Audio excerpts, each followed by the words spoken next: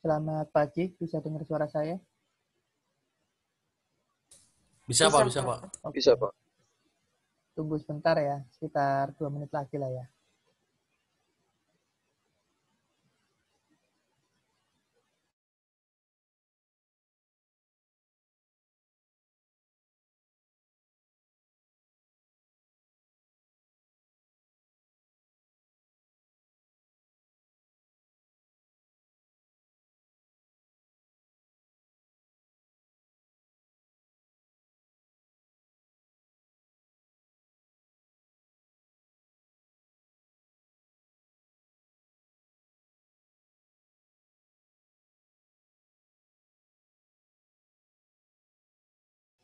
Ya, sambil menunggu mungkin yang sudah masuk bisa mulai absen.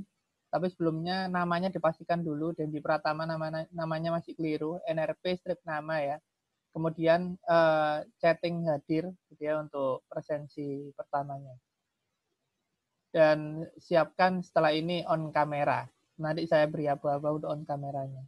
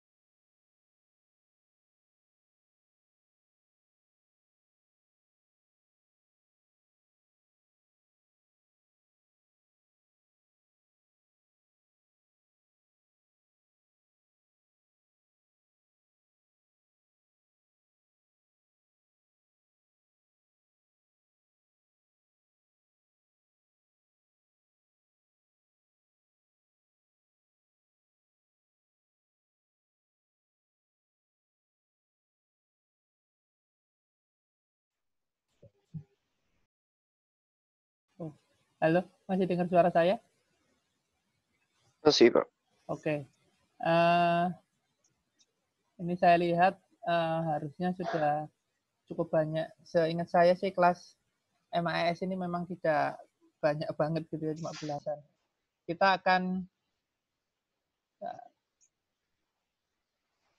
suara saya nggak putus-putus ya? Enggak, Pak. Oh, ya udah. Oke, silakan di on kameranya.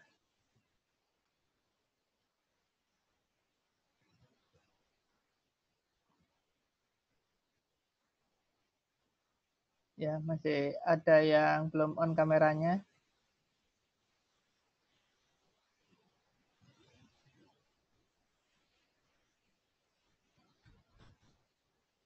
Oke, kelihatannya sudah on semua. Ntar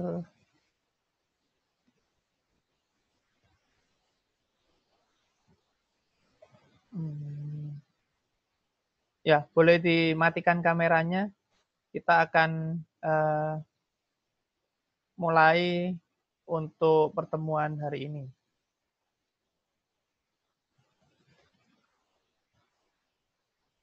Saya akan share screen-nya dulu.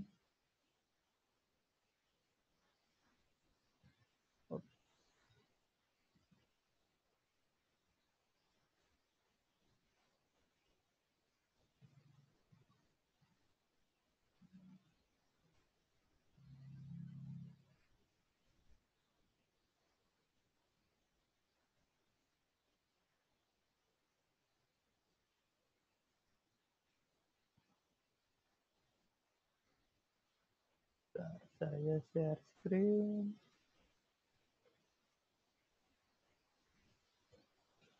Ya, sudah kelihatan layar saya? Sudah, Sudah, Pak. Pak. Oke, ya. Jadi untuk yang materi hari ini itu saya pikir materi yang sangat mudah, gitu ya. Kita akan sedikit penjelasan di awal. Setelah itu kalian akan mengerjakan tugas yang sangat-sangat mudah juga, ya. Cuman ada satu hal yang perlu saya umumkan bahwa MAS ini kan rencananya ada proyeknya, ada proyek UTS maupun UAS. Nah, dalam minggu ketiga ini nanti akan diumumkan proyek UTS-nya, gitu ya. Jadi sering-sering cek email, gitu ya.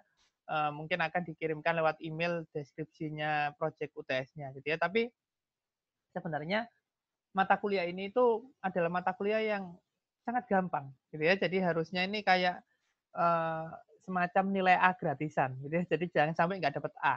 Apalagi 3 SKS ya. Sayang kalau nggak dapat A. Dia mata kuliah gampang 3 SKS. Jadi usahakan bisa dapat A, gitu ya. Dengan apa caranya supaya bisa dapat A? Ya kerjakan semua tugasnya. Gitu ya. Kalau dikasih tugas, kerjakan aja. Gampang soalnya tugasnya. Termasuk tugas kecil yang akan diberikan hari ini, gitu ya. Tugasnya seperti biasa kan selalu kelompokan nanti, gitu ya. Nah, hari ini kita berbicara mengenai IT Infrastructure and Emerging Technologies, gitu ya. Nah, IT infrastructure kalian sudah tahu, gitu. Emerging technologies itu ya teknologi-teknologi yang saat ini lagi booming, gitu ya.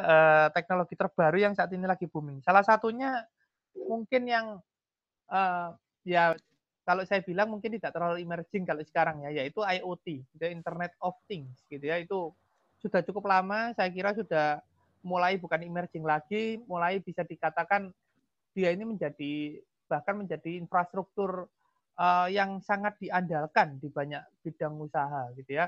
Terutama bidang usaha yang dia itu wilayahnya itu cakupannya luas, gitu. Mungkin kalau cuma toko kecil mungkin enggak, gitu ya. Tapi kalau sudah cukup besar, gitu ya, dia butuh sesuatu yang bisa apa namanya mendeteksi banyak hal, gitu ya, maka IoT ini mulai digunakan, gitu ya, karena IoT ini berkaitan dengan sensor, gitu ya.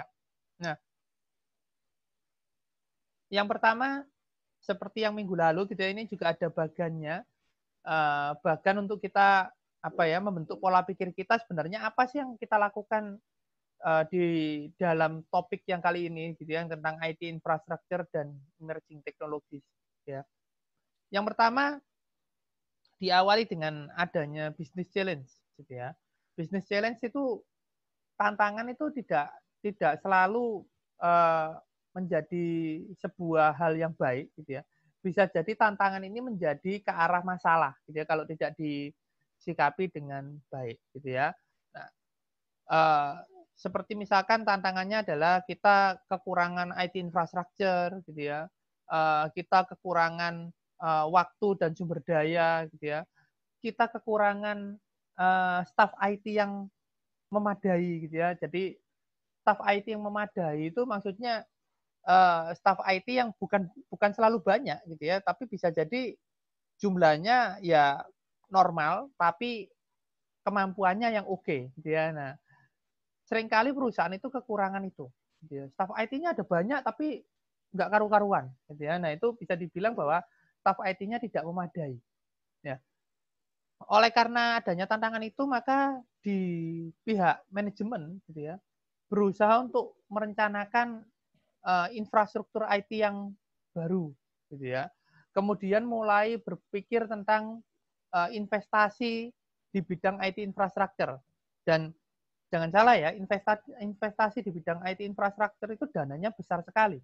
Karena itu ini pun akan menjadi pergulatan besar di manajemen. Karena manajemen sendiri kalau tanpa pemahaman terhadap IT, maka manajemen sendiri itu akan berpikir simpelnya kalau saya invest sekian ratus juta atau sekian miliar, saya akan untung berapa, gitu ya. Nah, padahal untuk IT ini seringkali juga keuntungannya tidak bisa terlihat secara langsung, gitu ya. Dan tentu saja keuntungan tidak bisa dalam jangka waktu pendek. Jadi gampangnya adalah kalau kalian misalkan membuatkan software untuk sebuah perusahaan, terus kalian beri harga softwarenya misalkan 200 juta. Kemudian perusahaan akan mulai mikir, kalau saya beli software itu 200 juta, maka saya akan dapat keuntungan berapa nanti dari software itu. Nah, itu ya kalau orang-orang yang berpikirnya hanya secara polos seperti itu. Dan seringkali orang IT akan susah menjawabnya gitu. Kenapa? Karena keuntungan dari investasi software itu tidak bisa dilihat serta-merta seperti itu, gitu ya. Karena keuntungannya bisa jadi dari penghematan waktu, penghematan tenaga kerja yang nanti pada akhirnya baru kerasa bahwa pengeluarannya akan mengecil. Nah, jadi bukan berarti keuntungan penjualan jadi meningkat, tidak selalu seperti itu. Gitu ya, walaupun ada investasi IT yang menyebabkan itu, misalkan kayak membuka toko online gitu ya, asalnya nggak online, maka pasarnya lebih luas bisa jadi, tapi nggak semua gitu ya. Nah, kemudian dari organisasi gitu ya, berpindah dari yang asalnya operasional to strategic technology orientation. Maksudnya apa? Seringkali perusahaan itu hanya berpikir IT itu digunakan untuk operasional saja. Kayak kalau dulu itu saya kasirnya pakai catat manual, sekarang saya kasirnya pakai mesin kasir, gitu ya, software jual beli. Itu namanya berpikir hanya operasional. Tapi kalau berpikir berorientasi pada teknologi, strategic teknologi, gitu ya, maka mikirnya itu lebih luas. Mikirnya itu adalah saat saya memanfaatkan IT, perusahaan saya ini akankah bergeser gitu ya dari yang asalnya itu perusahaan tradisional dengan pasar yang sempit menjadi perusahaan global dengan pasar yang tidak terbatas negara, misalkan seperti itu. Itu berpikir secara strategik, gitu ya, bukan berpikir hanya sempit. Ya. Nah, kemudian dari teknologi. Nah, teknologi ini penting yang awal misalkan legacy IT infrastructure. Kalau saya itu mau merencanakan investasi IT infrastruktur yang baru, maka apa yang terjadi dengan infrastruktur IT saya yang lama? Ya, seperti misalnya baru-baru ini saya diminta untuk menjadi narasumber di sebuah instansi di mana di sana itu asalnya sudah menggunakan absensi digital, gitu ya. Tapi absensi digitalnya awalnya itu menggunakan aplikasi yang baru di hosting di server yang berupa server PC biasa ya. Jadi personal komputer biasa yang kayak punya kita biasanya gitu, kayak di lab Ubaya biasanya kayak CPU biasa. Lalu kemudian kendalanya adalah seringkali lemot, putus, akhirnya nggak bisa dipakai. Nah, tapi kemudian menjadi dilema waktu mau invest IT infrastruktur yang baru berupa server yang baru, berpikir, lalu yang lama mau diapakan? Ya. Lalu apakah yang baru ini memang akan lebih baik dari yang lama? Lalu apakah kalau saya pakai yang baru, nanti kemudian yang lama ini datanya gimana dan seterusnya. Gitu ya. Itu legacy IT infrastructure. Orang berpikir bagaimana yang lama, gitu ya. Nah, kemudian yang dua yang bawah ini agak-agak menyebut ke merek gitu ya, karena itu yang paling populer. Jadi sekarang ada yang namanya cloud computing, gitu ya. Jadi semuanya tidak perlu beli. Kalau tadi berbicara mengenai server, apakah saya perlu beli server? Nah, ada ataunya sekarang. Ataukah saya hanya menggunakan teknologi cloud saja? Jadi saya membeli layanannya, bukan membeli fisik servernya. Dan yang terakhir ada tentang SAP application. Nah, SAP application ini ERP. Ya, SAP itu kayak lebih ke mereknya ya, karena itu yang terkenal gitu ya. Jadi ERP, apakah saya akan mengimplementasikan ERP? ERP itu investasi yang besar soalnya. Ya.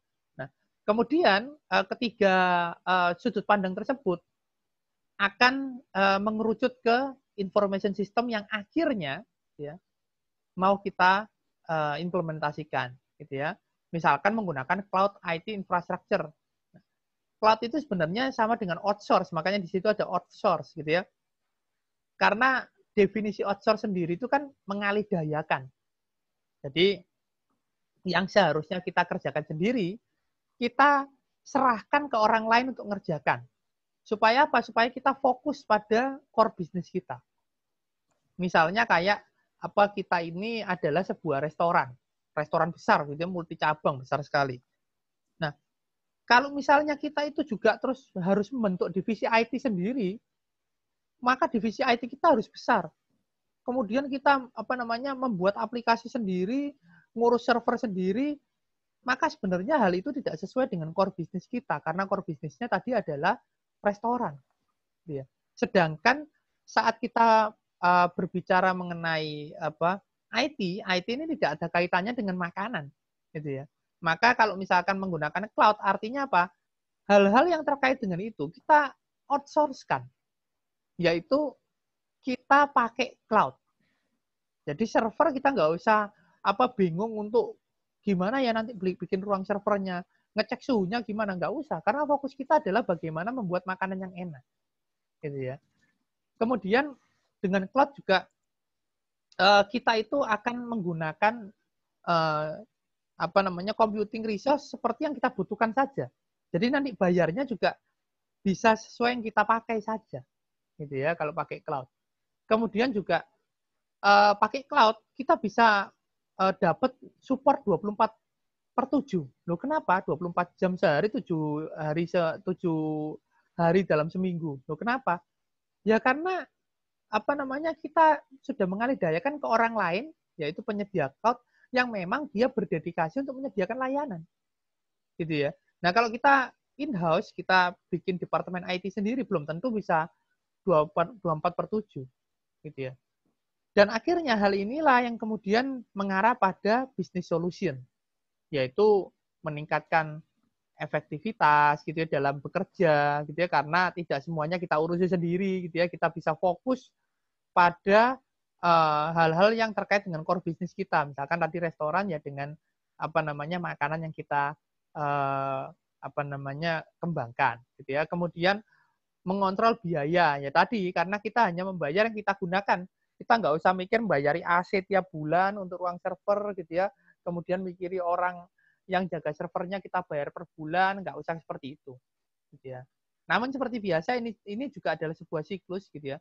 Business solution ini tetap akan menghadapi tantangan-tantangan seperti yang awal tadi, dan itu akan butuh diimprove lagi gitu ya information systemnya. dan begitu seterusnya. Oke. Sampai sini. Mungkin saya bukan tanya ada yang ditanyakan ya, karena kalau ada yang ditanyakan itu biasanya jarang yang tanya. Saya tanya ini dulu deh. Suara saya cukup jelas nggak? Suara jelas, Pak. Oke. Jelas, Pak, jelas, Pak. Ya, untunglah ya. Ya. Berikutnya, kita berbicara mengenai kalau kita itu mau menyusun IT service and infrastructure, gitu ya. Maka apa yang kita butuhkan? Yang pertama, kita butuh untuk menyatukan 3 hal ini. Bisnis strategi. Ya, jadi jangan pernah menentukan IT service and infrastructure itu tanpa kita mengetahui strategi bisnis dari perusahaan. Ya. Kita harus tahu dulu strategi bisnisnya apa. Ya. Karena ini adalah tetap yang utama yang harus menjadi acuan. Gitu ya. Strategi bisnis perusahaan. Contohnya apa? Misalnya, dia ini strateginya dilihat dari visinya adalah mau menjadi pabrik kecap misalkan nomor 1 di Indonesia. Nah, itu kita harus ngecek apa bisnis strateginya untuk menjadi seperti itu. Maka misalkan, oh dia ini bisnis strateginya adalah menekan cost.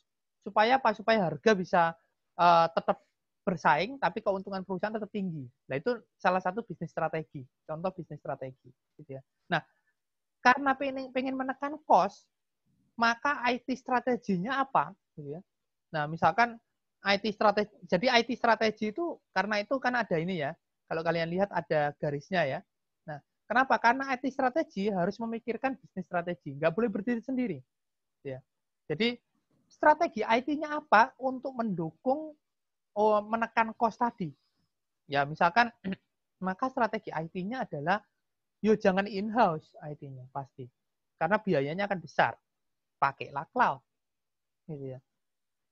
Selain itu apa lagi? Ya, banyak hal. Misalkan, IT strateginya, ya kalau misalkan menyediakan komputer untuk karyawan, yuk jangan yang mahal-mahal. Itu akan jadi cost yang besar nanti. Ya. Yang nanti akan meningkatkan harga kecap gitu ya, itu terus terang. Kemudian IT information technology, apa yang mau kita buat? Apa yang harus kita punya untuk menekan cost juga gitu ya. Nah, untuk bisa juga di sini ada garis ke IT strategi, apa artinya? Untuk bisa juga dia itu mendukung strategi IT yang sudah kita terapkan. Nah, misalkan kalau gitu karena tadi strategi IT-nya adalah pakai cloud gitu ya, maka saya juga mencari software gitu ya untuk misalkan ERP gitu ya. Kalau bisa cari yang open source dan yang bisa diinstal di cloud server gitu ya. Kemudian kalau bisa ini juga nantinya itu bisa terintegrasi dengan supplier sehingga mengurangi waktu kita untuk menunggu bahan baku datang, supplier bisa lihat langsung apa kebutuhan kita dan seterusnya. Jadi supaya intinya adalah kita tetap juga mikir bisnis strategi supaya bisnis strategi untuk menekan cost tadi bisa sukses. Ya. Nah, dengan 3 pemikiran itu, maka kemudian mengerucut IT service and infrastructure yang akan kita bangun secara keseluruhan. Ya tadi itu, bikin langganan server cloud, cari application as a service gitu ya. Kemudian yang ringan, yang bisa dijalankan di komputer dengan spek rendah, jadinya saya tidak perlu penyediaan komputer yang bagus dan seterusnya. Ya. Sampai akhirnya hal inilah yang dipakai untuk mendukung customer service gitu ya, supplier service, jadi hubungan dengan pelanggan, hubungan dengan supplier, termasuk enterprise service, yaitu bagaimana kita bisa mengatur kayak proses di dalam perusahaan kita dengan baik, gitu ya, enterprise services seperti itu. Oke. Ya. Ada yang ditanyakan dulu? Atau suara saya masih cukup jelas nggak? Masih, Pak, masih, Pak. Ya. Nah, kemudian kalau berbicara mengenai IT infrastructure ecosystem, ada banyak hal. Bisa kalian lihat ini terkait dengan software gitu ya. Jadi seharusnya kalian sudah sangat familiar gitu ya. ada internet platform. Internet platform itu kayak web servernya gitu ya, ada Apache, Microsoft, Unix, Cisco, Java gitu ya. Itu juga terkait dengan jaringan gitu ya, Unix, Cisco, Java. Kemudian ada komputer hardware platform gitu ya. Jadi hardware itu ada banyak di situ, contohnya IBM, Oracle, HP, Apple. Kenapa? Karena merek-merek itu yang sering dipakai di perusahaan besar juga. Jadi cukup bisa diandalkan. Lalu ada operating system gitu ya, Microsoft Windows, Unix, Linux dan seterusnya. Jadi kalau kalian itu nantinya itu menjadi konsultan di dalam perusahaan gitu ya, kalian tidak bisa membatasi bahwa saya hanya mau pakai Windows, nggak bisa gitu ya.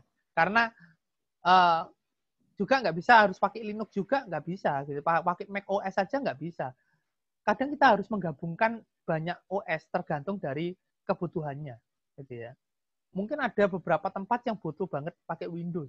Wah, ini kalau nggak pakai Windows kacau. Kenapa? Karena misalkan menerima surat-surat dari pelanggan atau dari supplier secara online. Nah, kalau misalkan pakai Linux, nanti formatnya hancur gitu ya, beda format. Nah, ya sudah pakai Windows mau nggak mau. Tapi mungkin seperti kayak server. Wah, kalau server pakai Windows Server ya mahal banget gitu ya. Mending pakai Linux gratisan tapi sangat bisa diandalkan gitu ya. Nah, Mac OS, apakah Mac OS perlu? Mac OS itu kan punyanya Apple ya, dan itu mahal banget. iOS juga. Apakah perlu? Bisa jadi. Nah, kalau kita misalkan pengen mengembangkan aplikasi mobile yang jalan di iOS, masa kita nggak punya iOS-nya, nggak punya Mac OS-nya, ya harus punya. Gitu ya. Nah, kemudian ada enterprise software application, ini software-software ERP atau software-software besar lain yang mencakup seluruh proses bisnis dalam perusahaan, misalkan mencakup sistem penjualan pembelian, sistem keuangan, sistem pemasaran, sistem produksi, dan sebagainya. Gitu ya. Lalu ada networking, telecommunication. Nah, di sini ya ini Windows Server juga masuk. Jadi ada dua ya OS itu ya. Yang pertama itu, yang pertama belum menyangkut Windows Servernya, tapi baru ke aplikasi, bukan aplikasi, OS untuk desktop, gitu ya, untuk desktopnya. Karena bisa jadi ada desktop yang hanya butuh Linux. Ya, kalau dia mengoperasikannya semuanya itu, misalkan ya pakai Google Drive aja, gitu ya. Kemudian dia itu tidak tidak butuh untuk menerima format dari Windows, ya nggak apa-apa pakai Linux gitu ya. Nah, kalau yang network telecommunication ini baru yang server-servernya gitu ya. Kemudian consultant and system integrator. Ini sistem integrator itu seperti platform untuk menyatukan banyak sistem yang terpisah gitu ya. Jadi supaya datanya itu bisa saling terintegrasi. Lalu data management and storage gitu ya. Yang terakhir ini database-nya. Ya, sampai yang paling akhir ini ada Hadoop. Hadoop itu adalah salah satu dia itu kayak platform database yang dia ini mengarah ke big data. Biasanya dipakai untuk big data. Gitu ya, yang sekarang lagi ramai. Ya, seperti itu. Nah, berbicara mengenai cloud computing, ini adalah gambaran cloud computing itu sendiri. Jadi cloud computing itu kalau kita punya cloud computing, kita itu tidak perlu punya hardware-nya sendiri semua, gitu ya. Jadi bisa jadi kita hanya punya laptopnya, bisa jadi nggak punya servernya, nggak punya apanya bisa. Gitu ya. Servernya ada di cloud. Gitu ya. Kita hanya punya laptop, iPhone, tablet, desktop komputer biasa, gitu ya. Sedangkan kemudian yang lainnya diatur sama cloud. Kita hanya nyewa, gitu ya. Service itu layanan itu artinya kita hanya nyewa, gitu ya. Platform service kita hanya menyewa layanan platformnya. Ya, seperti ada block storage, communication, identity management, content server.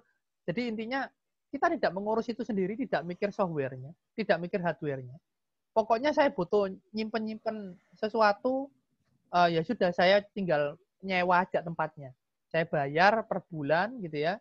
Kemudian biasanya bayarnya gitu ya. Kemudian saya tinggal pakai. Begitu pula dengan yang application services. Kita nggak usah ngoding sendiri. Nggak usah bikin aplikasinya sendiri. Kita tinggal pakai yang sudah dibuat orang. Jadi kita, contohnya kayak apa? Kayak Google Drive. Kita tinggal login aja, kemudian kita nyimpen data. Sudah. Jadi kita tidak perlu untuk mikir bagaimana membuat softwarenya sendiri. Infrastructure service. Kita kalau misalkan butuh server, kita nggak harus beli mesin servernya sendiri. Nggak harus beli rak-nya, nyediakan ruangan, nggak harus. Kita cukup nyewa. Kita cukup bayar, gitu ya. Kemudian kita akan dapat akses untuk nge-remote servernya. Sudah gitu aja. Gitu ya. Nah, enaknya apa? Ya kita nggak usah mikiri siapa yang akan jaga siang dan malam. Gitu ya. Terus kemudian bagaimana nanti AC-nya, nggak perlu. Pokoknya kita pakai. Nah, ini yang dimaksud dengan enaknya cloud computing. Kita nggak usah mikir lagi hal-hal operasionalnya. Untuk kita itu hanya pakai saja. Apa yang kita butuhkan, saya butuh nyimpen data, ya sudah kita hanya nyewa tempat nyimpen data. Saya butuh aplikasi penjualan pembelian, ya sudah kita nggak usah mikir bikin program aplikasi penjualan pembelian atau ngoding itu, nggak usah. Nggak usah mikir bahasa pemrogramannya apa, database-nya apa, nggak usah. Pokoknya kita tinggal pakai aja. Gitu ya. Tinggal login pakai. Ya, jadi buka browser, login pakai. Seperti itu saja. Kalau cloud itu kebanyakan memang dia nanti web based atau mobile apps gitu ya. Nah, jadi kalau kita melihat seperti itu, maka kita juga harus berpikir bahwa kita ini orang IT pada akhirnya dipaksa untuk bisa kerja sendiri, bukan kerja ikut orang. Kenapa? Karena kalau kita kerja ikut orang, ikut perusahaan, lama-lama perusahaan kalau pakai cloud, dia nggak butuh orang IT di dalam perusahaan itu. Maka apa yang harus kita lakukan? Ya jadilah pengusaha untuk penyedia layanan cloud itu. Gitu ya. Bikin aplikasi berbasis cloud yang kemudian bisa kalian sewa-sewakan ke perusahaan. Ya. Mungkin memang bayarnya perusahaan itu tidak akan sebesar waktu kalian jual. Misalkan kalian jual 200 juta. Kalau kalian sewakan per bulan misalkan hanya 100 ribu. Tapi nggak apa-apa. 100 ribu tapi yang nyewa nanti bisa 1000 perusahaan. Nah 1000 perusahaan kalau dikalikan 100 ribu ya 100 bisa 100 juta. Ya. Nah itu kalau 1 bulan, 2 bulan 200 juta. Tiap bulan dapat 100 juta. 1 tahun 1,2 M. Yang pada akhirnya akan lebih banyak juga daripada kalian jual software. Dan kalian tidak perlu ngoding bolak-balik. Cukup sekali jadikan berbasis cloud. Gitu ya. Karena itu kebanyakan mahasiswa sekarang kalau bikin tugas akhir selalu saya arahkan bikin cloud, berbasis cloud. Gitu ya. Kalian nanti akan nggak laku di perusahaan lama-lama kalau perusahaan semua pakai cloud. Gitu ya. Jadi seperti itu mikirnya. Oke. Sampai sini suara saya masih jelas? Masih, Pak. Masih. Ya. Ini ada tipe-tipe cloud, nanti kalian baca sendiri detailnya, saya akan jelaskan secara singkat gitu ya. Ada yang namanya public cloud. Oh iya, ini saya lupa, saya sudah upload belum ya di ULS? Jangan-jangan belum. Kalau belum nanti habis ini saya upload juga. Ada yang berupa public cloud, private cloud, dan hybrid cloud. Kalau public cloud, itu artinya kita menggunakan cloud yang memang benar-benar miliknya orang lain. Kita hanya pakai. Dan itu memang dipakai banyak orang. Contohnya kayak Google Drive. Google Drive itu cloud yang dipakai banyak orang, kita hanya pakai. Disediakan oleh pihak ketiga. Ya. Ada juga yang disebut sebagai private cloud. Kalau private cloud itu cloud tapi yang dikembangkan oleh perusahaan sendiri. Nah, jadi kalau perusahaan itu sudah mulai gede banget, dia butuh cloud sendiri. Apalagi kalau dia ini butuh keamanan yang luar biasa. Dia butuh cloud sendiri. Kayak misalkan di pemerintahan itu punya cloud sendiri. Gunanya apa? Mereka bikin sebuah aplikasi berbasis cloud, kemudian nanti atau server berbasis cloud, nanti kemudian kalau ada pemerintah daerah yang butuh, mereka tinggal pakai. Tidak usah bikin sendiri di tiap daerah. Artinya apa? Penghematan luar biasa. Gitu ya. Nah, kalau hybrid cloud itu kombinasi dari private and public. Jadi di dalam perusahaan ada beberapa hal yang mereka pakai punyanya pihak ketiga, misalkan pakai Google Drive, ada beberapa yang mereka bikin cloud sendiri. Karena mungkin mereka sudah memilah, ada yang boleh lah ya, privasinya tidak terlalu tinggi. Ada beberapa yang sangat privacy. Nah, contohnya kayak bank itu juga selain pemerintah ya, bank itu juga privasinya tinggi. Mereka pasti akan mikir-mikir kalau pakai cloud keseluruhan. Tapi kalau pakai semua tanpa cloud itu juga biaya luar biasa. Mereka pasti ada yang cloud, tapi ada juga yang enggak, gitu ya. Terus kemudian ada yang private cloud, ada juga yang public cloud, gitu ya. Karena mereka pasti ada yang concern ini nggak apa-apa tak taruh Google Drive, yang ini jangan. Public cloud itu bukan hanya Google Drive, tapi ya itu contoh saya saja supaya kalian punya bayangan, gitu ya. Public cloud ada banyak, nanti bisa kalian coba cari-cari lagi. Nah, kemudian kalau kita berbicara mengenai cloud, gitu ya, kita juga seringkali tidak lepas dari yang namanya edge computing. Ya. Seperti kita ketahui bersama, gitu ya, cloud sendiri itu mekanismenya adalah kita tidak tahu data kita ada di mana. Ya. Jadi kita pokoknya nyimpen, kita pokoknya memproses, tapi kita nggak tahu data kita di mana. Dan kita percaya sepenuhnya pada provider. Ya. Pokoknya kita input, terus kemudian kita dapat output. Intinya seperti itu. Gitu ya. Nah, tapi ada satu masalah nih. Kalau misalnya, gitu ya, kita itu kan cloud ini nggak tahu servernya di mana, juga nggak tahu kita bisa tersebar, gitu ya. Kalau misalnya kita menggunakan layanan cloud yang dia itu ada komputasinya, artinya dia itu ada pemrosesan datanya.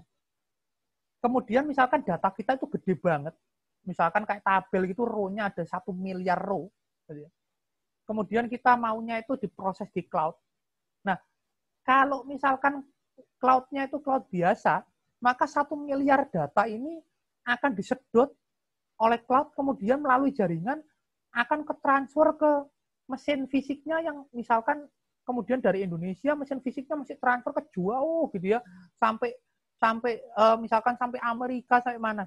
Nah, maka performanya akan sangat rendah. Karena apa? Karena butuh waktu untuk bisa mentransfer datanya segitu jauhnya. Nah, maka prinsip edge computing ini adalah kalau bisa di dalam cloud itu nantinya kalau terutama cloud yang komputasi, kalau mau memproses data, maka dia ini akan diproses di ibaratnya kayak server fisik terdekat dengan sumber datanya. Jadi kalau misalkan dia itu cloud-nya itu servernya tersebar di misalkan ya di Singapura, di Amerika, di Eropa, di mana, tapi kita dari Indonesia, ya, maka kalau bisa prosesnya adalah di Singapura supaya baliknya ke kita itu cepat, tidak jauh-jauh. Nah, gitu ya kira-kira prinsipnya edge computing itu kira-kira seperti itu. Jadi edge itu kayak ujung-ujung. Jadi kalau bisa proseslah gitu ya di tempat terdekat dengan sumber datanya, gitu ya. Nah, itu prinsip edge computing di dalam cloud, gitu ya. Kemudian cloud computing juga tidak terpisah dari namanya green computing. Nah, ini ya green computing. Seringkali kita berpikir bahwa green itu kaitannya sama pelestarian lingkungan, penanaman pohon dan sebagainya. Tapi kalau dalam prinsip green computing sebenarnya ada kaitannya dengan itu, yaitu pelestarian lingkungan. Dengan cara apa? Kita itu sadar ataupun tidak sadar kalau kita menggunakan banyak sekali perangkat komputer, infrastruktur IT, sebenarnya itu tidak ramah lingkungan pada akhirnya. Ya. Kenapa? Karena ya itu mesin yang bisa mengeluarkan radiasi dan sebagainya, gitu ya. Nah, maka bagaimana caranya supaya bisa menjadi green computing? Ya salah satunya cloud computing itu. Kenapa? Karena dengan cloud computing mengurangi penggunaan infrastruktur di setiap perusahaan. Ya contohnya juga ada juga virtual server. Ya kalau cloud computing biasanya kebanyakan virtual server. Jadi saat banyak perusahaan butuh server, mereka tidak perlu punya masing-masing satu hardware servernya. Kalau pakai cloud, hardware servernya mungkin bisa jadi cuma 1.000, tapi yang pakai bisa jadi 100 juta perusahaan. Kenapa? Karena satu server itu bisa dibuat virtualisasi banyak OS, yang seolah-olah nantinya bisa ada banyak server. Kan soalnya perusahaan tidak peduli dengan hardware fisiknya gitu ya, kalau sudah cloud.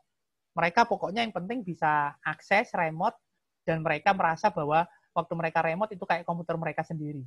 Mereka tidak akan pernah komplain dengan bahwa yang mereka remote itu satu mesin dengan perusahaan-perusahaan lain, nggak peduli. Ya. Yang penting jalan kan. Nah, dengan begitu, maka konsep green computing tercapai, yaitu meminimalisir penggunaan hardware. Gitu ya. Seperti itu. Nah, sama juga dengan penggunaan monitor, printer, dan sebagainya. Di perusahaan, kita juga tidak boleh misalkan, wah printer sediakan sebanyak-banyaknya, itu tidak ramah lingkungan juga pada akhirnya. Gitu ya. Kalau bisa printernya ya tidak usah banyak-banyak, gitu ya. Kan orang toh juga nggak ngeprint terus tiap saat, ya bisa sharing. Storage devices juga gitu. Apakah perlu di setiap komputer dikasih hard disk gede-gede? Belum tentu. Bisa jadi simpan aja di cloud. Simpan aja di Google Drive. Gitu ya. Jadi space di lokal nggak usah besar-besar. Gitu. Ya. Nah, lalu apa challenge-nya dari kita itu membuat solusi tentang IT infrastructure and management ini? Nah, yang pertama dealing with platform and infrastructure change. Kalau perusahaan asalnya itu sudah jalan, maka saat mau melakukan perubahan itu menjadi tantangan tersendiri. Akan banyak penolakan, ya, karena orang yang misalkan sudah terbiasa menggunakan aplikasi yang lama disuruh pindah sekarang aplikasinya pakai ini karena ini berbasis cloud. Mereka akan mulai males, gitu ya, berontak, gitu ya. Selain itu juga memang kebiasaan kita dalam menggunakan berbagai macam hal yang sudah berpuluh-puluh tahun kalau diubah itu tidak mudah, ya susah sekali. Gitu ya lah, ini akhirnya sampai makanya ada ilmu yang namanya manajemen perubahan karena cukup susah. Gitu ya, itu tantangannya. Bagaimana supaya perubahan ini bisa diterima dengan baik. Kemudian manajemen and governance. Governance itu tata kelola. Gitu ya. Manajemen itu lebih ke seni pengaturannya. Nah, jadi manajemen and governance itu juga menjadi tantangan waktu kita ingin mensolusikan IT infrastructure and management. Gitu ya. Ya, kenapa? Ya, karena di pihak manajemen ini juga akan ada kaitannya dengan yang pertama ya, terjadi banyak perubahan. Gitu ya. Dan kalau bilang tata kelola itu bisa jadi kayak gini, misalkan kayak kalian di Ubaya dulunya itu kalau kalian lihat ya, dulu itu tukang parkirnya ada, gitu ya. Ada tukang parkirnya di situ. Ya, jadi kita itu kalau misalkan mau masuk, kalau dosen ya biasanya ya, atau tamu kalau mau masuk dituliskan karcis masuk.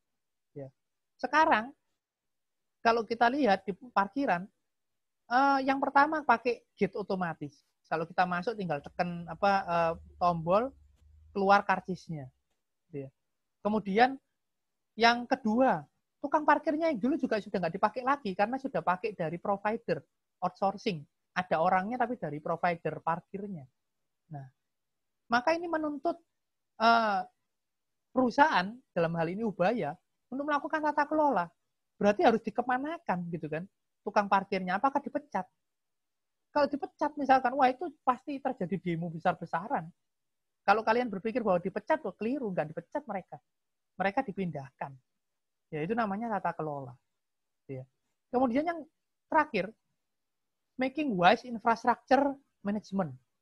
Artinya apa? Kalian berinvestasi di IT infrastructure itu memang harus supaya kita bisa mengarah ke strategi IT yang tepat. Tapi kalau investasinya itu keliru, malah akan menjadi biaya baru yang luar biasa besarnya dan menjadi kerugian besar. Dan bisa jadi perusahaannya bangkrut loh. Gitu ya. Jadi hati-hati juga. Termasuk dalam memilih provider cloud ya. Tidak semua provider cloud itu sesuai dengan kita. Ada provider cloud itu yang mahalnya minta ampun juga. Nah, kenapa kok kita bisa mikir dia mahal minta ampun? Mungkin karena kita memang tidak butuh layanan setinggi yang ditawarkan dia. Jadi kita harus cari provider cloud yang layanannya sesuai dengan kita saja. Tidak usah yang tinggi-tinggi. Karena nanti harganya akan mahal sekali. Nah, lalu yang layanannya tinggi, Apakah berarti provider cloud yang tidak berguna? Berguna, tapi mereka bergunanya untuk kasus tertentu. Mungkin perusahaan tertentu yang memang butuh itu dan memang punya kekuatan untuk bayar dan merasa bahwa memang masih akan menguntungkan di kemudian harinya. Gitu ya. Oke. Sampai sini suara saya masih jelas nggak ya? Masih, Pak. Oke. Ya. Nah, berikutnya ada competitive force model for IT infrastructure management, gitu ya. Jadi apa saja yang harus kita pertimbangkan, gitu ya. Yang pertama adalah market demand for your firms, gitu ya. Itu menentukan IT infrastructure yang akan kita bangun. Makanya di tengah ada IT infrastructure, gitu ya. Kemudian ada panahnya. Gitu ya. Nah, ini adalah faktor eksternal, ya. Customer service, supplier service, enterprise service. Seperti apa layanan-layanan yang kita butuhkan. Ya. Kemudian ada your firm business strategy. Nah, ini internal. Ya. Jadi strategi bisnis apa yang ada di perusahaan kita itu menentukan juga IT service and infrastructure kita. Kalau strateginya adalah perluasan pasar yang besar-besaran, terus kemudian kita menolak infrastruktur terkait dengan server dan berbagai macam hal yang online, ya itu keliru. Gitu ya. Nah, kalau memang strategi bisnisnya perluasan pasar, ya mau nggak mau harus mengarah ke online. Gitu ya. Lalu kemudian ada your firm IT strategy, infrastructure, and cost. Nah, kalau terkait dengan bisnis strateginya itu, maka strategi IT-nya seperti apa? Pakai cloud kah? Kembangkan sendiri kah? Bukan berarti tidak mengembangkan sendiri sama sekali, karena kadang-kadang memang beberapa, ini kayaknya yang ini butuh kembangkan sendiri. Karena perusahaan saya ini cukup unik. Gitu ya. Lah itu strategi IT yang mana yang tepat? Ya, infrastruktur yang seperti apa? Biayanya berapa? Gitu ya. Kalau mengembangkan sendiri kan jelas ada biaya tersendiri. Ya. Kemudian information technology. Nah, information technology ini juga menjadi pertimbangan, termasuk perkembangan IT sekarang ya. Jadi kayak misalkan ada handphone baru gitu ya, Note 20, itu juga menjadi pertimbangan. Nanti apakah mempengaruhi pada infrastruktur IT yang akan kita terapkan di perusahaan, gitu ya. iPhone baru dan sebagainya. Kenapa? Karena tiap handphone baru itu nanti ada yang beli, kemudian yang beli bisa jadi adalah pelanggan kita, gitu ya. Maka bisa jadi juga pelanggan kita berharap, misalkan kita punya aplikasi kita itu bisa memberikan sesuatu yang baik di handphone dia yang baru dan sebagainya. Ya. Kemudian yang kelima, competitor firms IT service. Nah ini kayak dalam tanda kutip memata-matai. Kita lihat pesaing kita, gitu ya, itu layanan IT-nya seperti gimana, gitu ya.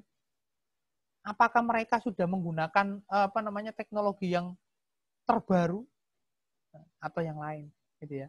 Nah, itu nanti kaitannya juga dengan ini, competitor firms IT infrastructure investment. Kita lihat kalau misalkan kompetitor kita itu sudah investasi untuk membuat aplikasi iOS, ya kita juga harus mikir untuk membuat. Kalau enggak nanti kita kehilangan pasar.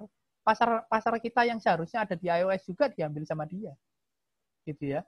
Jadi ada 6 hal yang harus kita pikirkan waktu kita ingin mengimplementasikan IT service and infrastructure. IT service itu juga termasuk ini ya, yang nomor 5 itu competitor from IT service juga termasuk gini. Si kompetitor kita sudah menyediakan layanan chatbot 24 jam kan chatbot. Jadi artinya kalau misalkan ada orang mau tanya-tanya, itu 24 jam ada yang layani. Seperti ada customer service 24 jam. Nah itu kita harus pikirkan. Jangan kita, wah ya sudah mereka pakai gitu, saya enggak, jangan. Karena nanti akan menjadi kejatuhan perusahaanmu. Gitu ya. Nah itu yang dipikirkan perusahaan. Kita jadi gini ya, kita tuh berpikir apa yang perusahaan butuhkan, apa yang perusahaan inginkan, supaya kita nanti bisa menjadi penyedianya. Jadi jangan hanya berpikir untuk menjadi karyawannya, tapi kita menjadi penyedianya. Kalau perusahaan butuh ini, mungkin saya bisa menyediakan ini. Gitu ya. Nah, atau kalau kalian di dalam perusahaan itu, ya kalian jangan jadi programmernya. nanti harus jadi seperti CIO-nya, gitu ya. Ya, itu jadi direktur IT-nya yang menentukan arah strategi IT perusahaan, gitu ya. Oke, selesai yang materi hari ini. Sebentar aja ya. Lalu sekarang saya akan kasih tugas, ini mau jam 8 gitu ya. Oke, cukup pas waktunya gitu ya. Suara saya masih didengar jelas? Masih, Pak. Oke. Masih, Ya, semoga kalian masih belum tidur ya. Nah, jadi sekarang diskusinya supaya kalian tidak tidur, ada tugas yang harus kalian kerjakan. Ini dia. Saya ini dulu. Nah, jadi kalian menggunakan Excel gitu ya untuk mengevaluasi pilihan hardware dan software gitu ya untuk sebuah perusahaan gitu ya, buat grup yang terdiri dari 3 sampai 4 orang ya.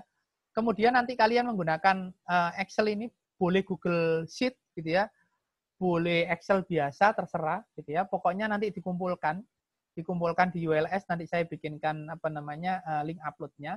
Jadi kalian akan coba untuk mengkalkulasi software dan hardware apa yang dibutuhkan untuk sebuah perusahaan asuransi, gitu ya. Nah, kalian akan menentukan hardware dan software apa saja, termasuk biayanya, gitu ya. Jadi kayak harga-harganya berapa. Nah, kalian akan melakukan survei di internet, gitu ya.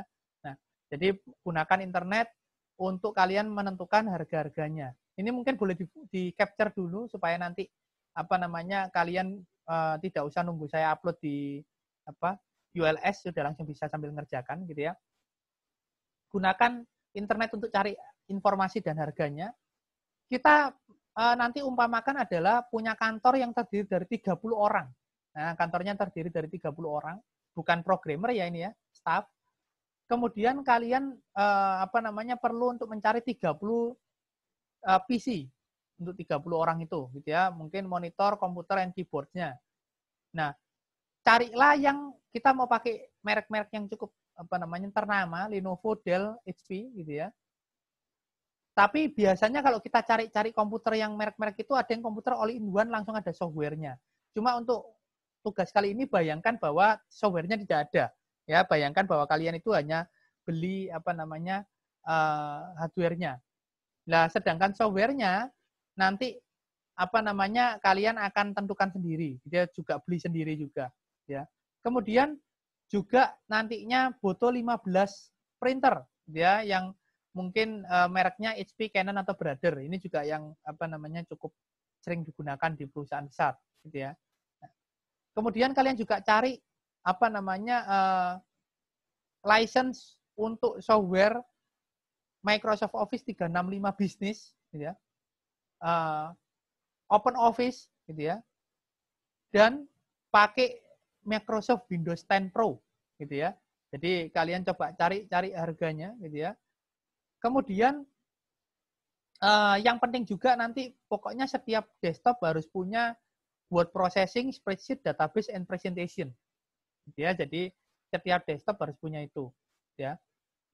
Nanti kalian tuliskan listnya di Excel gitu ya, atau di Google Sheet tadi ya, untuk semua hal itu, hardware dan software itu, kombinasi hardware dan software yang menurut kalian gitu ya bisa memberikan performa terbaik serta harga terbaik, dan kira-kira ini bisa dipakai selama 2 tahun gitu ya, paling enggak gitu ya. Ini juga ada penekanannya lagi, nanti setiap 2 pekerja itu akan sharing menggunakan 1 printer, gitu ya. Oke, jadi nanti waktu menghitung biaya kan artinya biaya, nanti kalian itu menghitung biaya per pekerja. Per pekerja itu, per karyawan itu berarti biaya IT-nya berapa. Nah, untuk printer karena dipakai untuk 2 orang, maka harusnya akan dibagi 2 nanti biaya pengadaan printernya. Oke, ya seperti itu. Ada yang mungkin ditanyakan dari tugas kelompoknya? Gampang banget harusnya. Cukup jelas? Pak, ini berarti cari per orangnya atau seluruhnya, Pak, harganya? Seluruhnya. Seluruhnya total iya, tapi per orang juga nanti iya. Jadi totalnya berapa, lalu kos per orang berapa kok bisa totalnya segitu. Gitu ya. Oke? Pak, ini kelompok yang berapa orang? Ya. Kalau itu 3 sampai 4 orang itu. Oh iya, Pak. Oke, ada lagi yang mau ditanyakan? Hasil akhirnya nanti Ya. Oh iya, ini halo, suara saya masih didengar ya? Masih, Pak. Masih, Pak. Oke, ya. Ini waktunya 60 menit gitu ya. Nah, berarti kan sekarang jam 8 sampai jam 9 gitu ya. Nanti jam 9 connect lagi ya, tapi jam 9 itu harusnya sudah diupload semua ke ULS ya. Nanti link ULS-nya saya sediakan di week 3. Nah, nanti jam 9 connect lagi dan saya akan minta kalian menunjukkan hasilnya. Gitu ya, di share screen hasilnya per kelompok. Nanti yang diupload di ULS juga satu kelompok upload satu aja perwakilan. Gitu ya. Oke? Cukup jelas? Halo? ini nanti halo. Suaranya kok kecil sekali tuh. Siapa yang tadi tanya? Halo. Ya. Halo. Ya, Pak, saya mau tanya ini nanti hasilnya kita tulis di Excel atau di Word atau di Di PPT, Excel, Pak? di Excel. Oh, di Excel. Oke. Iya. Oke. Terima kasih, Pak. Iya. Oke, gitu ya. Ada lagi yang mau ditanyakan? Cukup jelas? Untuk gini, Pak. Ya. Yang merek-merek itu, Pak. Itu kita langsung pilih satu aja atau dibandingin dulu nanti baru ngambil keputusan akhir kayak gitu. Oh, langsung ambil satu aja. Langsung ambil satu Iya. aja. Oke, Pak. Oke. Nanti pokoknya yang kalian anggap paling oke. Gitu ya. Oke. Oke. Ada lagi?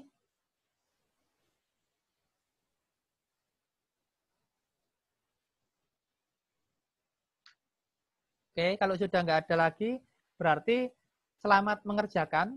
Nanti ini akan saya upload juga di ULS gitu ya. Kemudian link tugasnya juga akan saya taruh di ULS.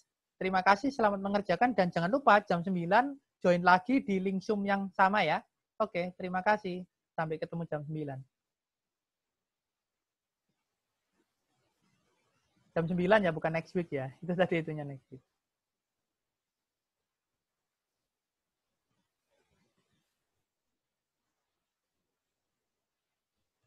Saya disconnect dulu ya.